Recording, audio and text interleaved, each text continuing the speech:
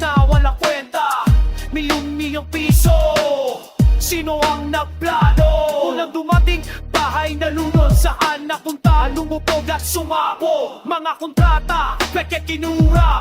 Mga tao na lunod na sa hirap. Death penalty sa mga korap. Death penalty sa mga korap. Death penalty sa mga korap. Death penalty sa mga korap.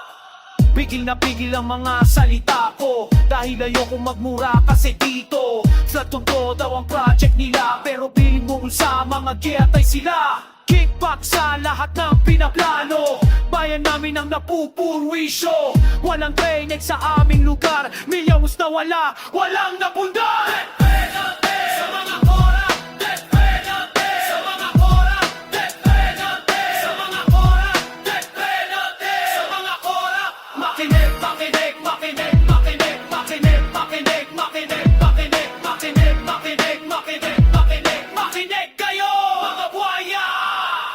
Ako ay isang simpleng tao, nakikita ang mga pandaraya nyo. Ghost project sa papel lang, pero sa totoo walang pinanggalingan. Pumping stations na hindi kumagana, drainage system na hindi kumpleto pa, pero ang sweldo